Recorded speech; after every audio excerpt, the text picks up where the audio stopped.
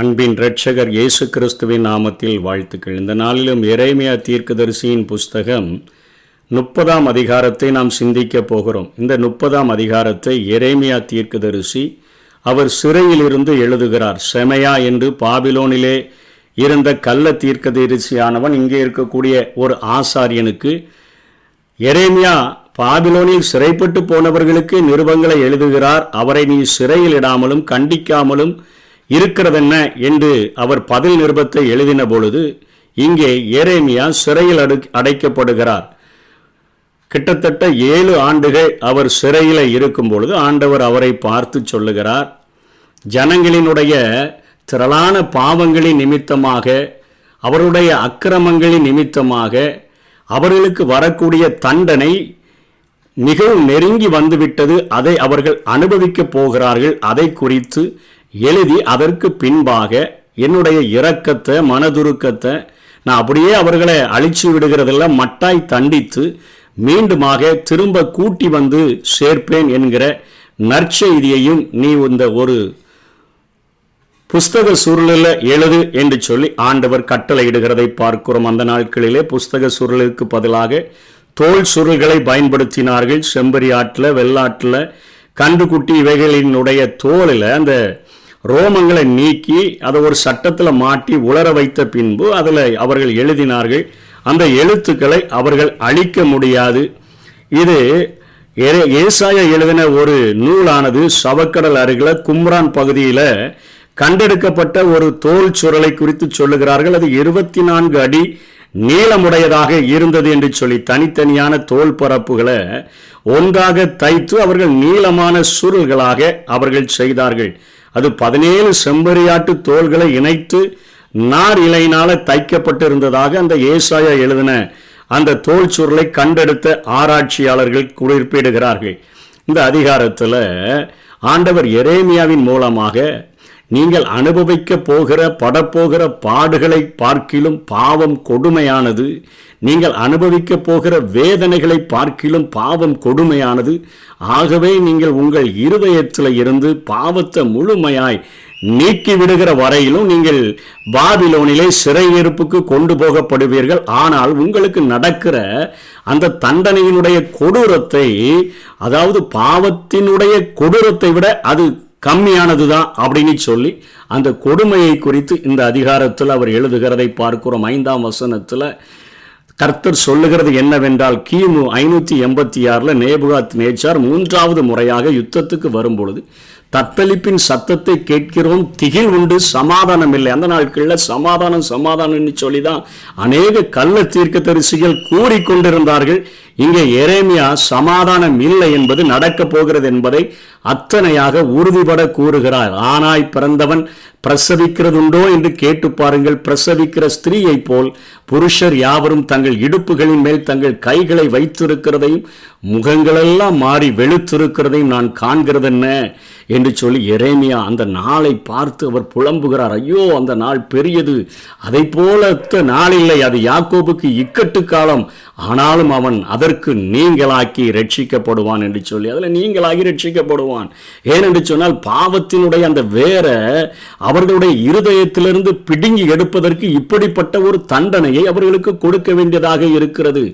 அதை தொடர்ந்து சொல்லுகிறார், அந்த சிறையிருப்பு உன் புண் ஆறாததாக, உன் காயம் கொடியதாக இருக்கிறது. உன் காயங்களை கட்டும்படி உனக்காக ஏற்படுவார்ல, யாருமே உனக்கு உதவி செய்ய மாட்டாங்க. உன்னை சொஸ்தப்படுத்தும் ஔஷதமும் இல்லை, மருந்தும் இல்லை. உன் நேசர் யாவரும் உன்னை மறந்தார்கள். அந்த நாட்களில் நீ நம்பின எல்லா தேசத்து ஜனங்களும் உன்னை விட்டு விட்டு ஓடி போவார்கள். அவர்கள் உன்னை தேடார்கள். திரளான உன் அக்கிரமத்தின் நிமித்தம், உன் பாவங்கள் பலத்து போனதை நிமித்தமும் சத்துரு வெட்டும் வண்ணமாகவும் கொடியவன் தண்டிக்கிற வண்ணமாகவும் நான் உன்னை தண்டிப்பேன் என்று சொல்லுகிறார். உன் நொறுக்குதலினாலும் உன் வேதனையின் மிகுதியினாலும் நீ கூக்கரலிடுவானேன். திரளான உன் அக்கிரமங்களின் நிமித்தம் பலத்து போன உன் பாவங்களின் நிமித்தமும் உனக்கு இப்படி செய்தேன் என்று ஆண்டவர் சொல்லுகிறார். எவனுடைய அக்கிரமங்கள் மன்னிக்கப்படுதோ, எவனுடைய பாவம் மூடப்படுதோ அவன்தான் பாக்கியவான். எவனுடைய அக்கிரமத்தை கர்த்தர் எண்ணாது இருக்கிறாரோ, எவனுடைய ஆவியில கபடமில்லாமல் இருக்கிறதோ அவன்தான் பாக்கியவான். மற்ற நாம் அனுபவிக்கிற இந்த உலகத்தில் அனுபவிக்கிற தரித்திரங்கள், இந்த உலகத்தில் அனுபவிக்கிற பாடுகள், இந்த உலகத்தில் அனுபவிக்கிற அவமானங்கள், இந்த உலகத்தில் அனுபவிக்கிற வேதனைகள் எல்லாவற்றை பார்க்கிலும் அவைகள் நரகத்துக்கு கொண்டு போய் சேர்க்காது. ஆனால் பாவத்தின் சம்பளம் மரணம், அது நித்திய நரகத்துக்கு நம்மை கொண்டு போய்விடுமே என்பதில் ஆண்டவர் அத்தனை நேசமுடையவராக பாவத்தின் வேர்களை பிடுங்கி எடுப்பதற்கு அநேக நேரங்களில் நம்மை சிறையிருப்புகளுக்கு ஆண்டவர் அனுமதிக்கிறார். அவமானங்களுக்கு அனுமதிக்கிறார், பாடுகளுக்கு அனுமதிக்கிறார், வேதனைகளுக்கு அனுமதிக்கிறார், தருத்திரங்களுக்கு அனுமதிக்கிறார், புலம்புதலுக்கு அனுமதிக்கிறார். இங்கே பிரசவ வேதனைப்படுகிற லேபர் பெயின் சொல்றமே, அந்த அளவுக்கு நீங்க வேதனைப்படுவீங்க. அந்த நாள் மிகவும் பெரியது. அதை போல ஒரு ஒத்த நாள் இல்லை. யாக்கோபுக்கு இக்கட்டு காலம் என்று எரேமியா இந்த நாட்களில் நடக்க போகிற சிறையிருப்பையும் மகா உபத்திரவ காலத்தையும் இணைத்தே இங்கே பேசுகிறதை பார்க்கிறோம். இன்றைக்கு நம்முடைய வாழ்க்கையிலும் நம்முடைய பாவத்தினுடைய வேர்களை ஆண்டவர் பிடுங்கி எடுப்பதற்கு அநேக நேரங்களில் அநேகர் நம்மை மறந்து விடும்படியாக, நம்மை யாருமே சேர்த்து கொள்ளாதவர்களாக தள்ளிவிடும்படியாக 17ஆம் வசனத்தில் சொல்கிறார், உன்னை விசாரிப்பற்ற சீயோன் என்று சொல்லி உனக்கு தள்ளுண்டவள் என்று பேரிட்டபடியினால் என்று சொல்லப்படுகிறது. நம்முடைய காயங்கள் நம்முடைய உள்ளத்தில் அநேக ஆறாத புண்களாக மாறிவிட முடியும். அப்படிப்பட்ட நிலைமையில் இருந்தாலும் கூட பாவத்தினுடைய அந்த உணர்வடைந்து நாம் மனம் திரும்புகிற வரையிலும் அந்த சிறையிருப்பு நம்மை விட்டு நீங்க போவதே இல்லை. அவருடைய அன்பு பவுலப்போஸ்தலன் சொல்லும் பொழுது அவருடைய அன்பை குறித்து சொல்லுகிறார். அத்தனையான நீளமுடைய, அகலமுடைய, உயரமுடைய, ஆழமுடைய அன்பு என்று சொல்லுகிறார.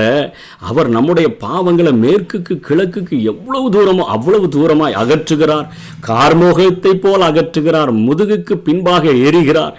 சமுத்திரத்தின் ஆழங்களில் போட்டுவிட விரும்புகிறார். ஆகவே தான் யூத ஜனங்களிடத்தில் காணப்பட்ட அந்த விக்கிரக வழிபாடை முற்றிலுமாக எடுத்து விடும்படியாக அவர்களை அங்கே பாபிலோனின் சிறையிருப்புக்கு கொடுக்கிறார். அந்த யுத்தத்தில் நடக்கக்கூடிய கொடுமைகளை அவர் எழுதிவிட்டு அதற்கு பின்பாக ஆண்டவர் ஒரு நற்செய்தியையும் அங்கே சொல்லுகிறதை பார்க்கிறோம். 3ஆம் வசனத்தில், இதோ நாட்கள் வரும் என்று கர்த்தர் சொல்லுகிறார், அப்பொழுது நான் இஸ்ரவேலும் யூதாவுமாகிய என் ஜனத்தினுடைய சிறையிருப்பை திருப்பி நான் அவர்கள் பிதாக்களுக்கு கொடுத்த தேசத்துக்கு அவர்களை திரும்பி வர பண்ணுவேன், அதை சுதந்திரித்துக் கொள்ளுவார்கள் என்று சொல்லி 18 தொடர்ந்து சொல்லுகிறார். இதோ நான் யாக்கோபுடைய கூடாரங்களின் சிறையிருப்பை திருப்பி அவன் வாசஸ்தலங்களுக்கு இரக்கம் செய்வேன். நகரம் என் தன்னுடைய மண்மேட்டின் மேல கட்டப்பட்டு, அதாவது திரும்பவும் திருப்பி கொண்டு வந்து அவங்கள முன்போல நிலைப்படுத்துவேன்.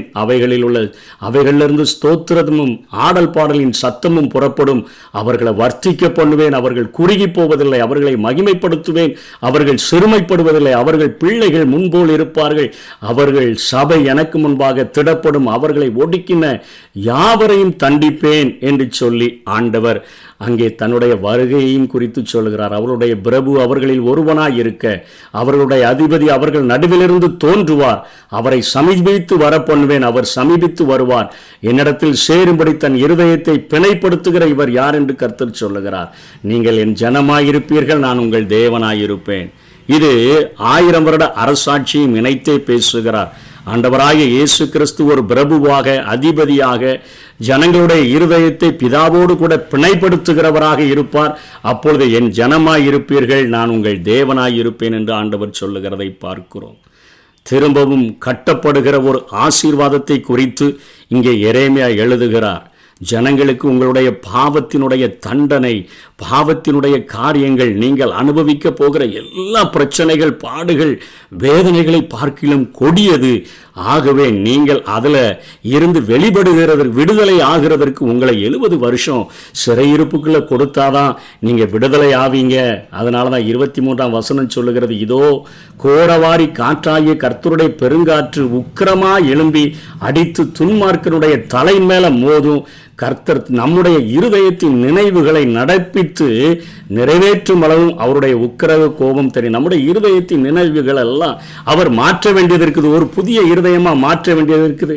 அப்போதான் கடைசி நாட்களில் நம்ம அதை உணர்ந்து கொள்ளுகிறவர்களாக இருப்போம். ஆண்டவரே, இவ்வளவு கொடுமையான பாவங்களை உமக்கு விரோதமாக செஞ்சிட்டோமே, இவ்வளவு அக்கிரமங்களை நாங்கள் செஞ்சிட்டோமே, எங்கள் மீறுதல்களை மன்னிங்கன்னு சொல்லி யாரெல்லாம் உணர்ந்து கொள்ளுகிறோமோ அவர்களுடைய வாழ்க்கையில் ஆண்டவர் திரும்ப அந்த சிறையிருப்பு சிறையிருப்பை நீக்கி அவர்களுக்கு விடுதலையை தருவார். இங்கே இஸ்ரவேல் ஜனங்களுக்கு அவருடைய முற்பிதாக்களுக்கு கொடுத்த அந்த தேசத்தில் இருந்து அவர்களை விலக்கி அங்கே பாபிலோனுக்கு கொண்டு போய் அந்த சிறையிருப்பின் மத்தியில் அவர்களை ஆண்டவர் உணர்வடைய செய்து ஆண்டவரை நேசிக்கிற ஒரு இருதயத்தை கொடுத்து முழு இருதயத்தோட முழு ஆத்மாவோட முழு மனதோட தேடுகிறவர்களாக அவர்களை மாற்றி மீண்டுமாக தன் தேசத்திற்கு கொண்டு வந்து கட்டுவித்தது போல ஆண்டவர் நம்மையும் ஆவிக்குரிய இஸ்ரவேலர்களாய் இருக்கிற நம்மையும் நம்முடைய காரியங்கள் ஒருவேளை நம்முடைய வாழ்க்கையில் தீராத பிரச்சனைகள், தருத்திரங்கள், போராட்டங்கள், நிந்தனைகள், அவமானங்கள், தள்ளுண்டு போகிற காரியங்கள் எவைகள் இருந்தாலும் ஆண்டவருடைய சன்னிதானத்தில் முழங்கால் படியிட்டு, ஆண்டவரே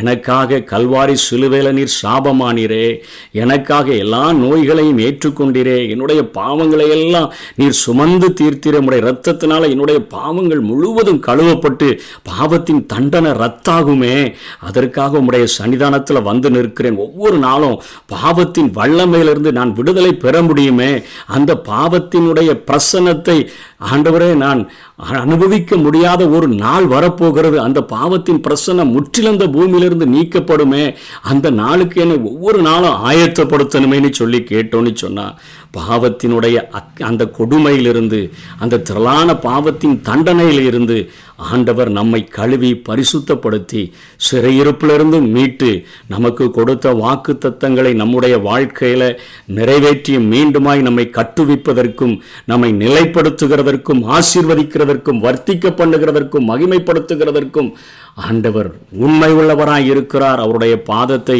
அண்டிக் கொள்ளுவோம். கர்த்தர் தாமே நம்மை ஆசீர்வதிப்பாராக. ஆமென். கல்வாரி சிலுவையினா என் சாபங்கள் உடைந்ததையா, ஆபிரகாமின் ஆசீர்வாதங்கள் அடிமைக்கு கிடைத்ததையா, ஆபிரகாமின் ஆசீர்வாதங்கள் இந்த அடிமைக்கு கிடைத்ததையா.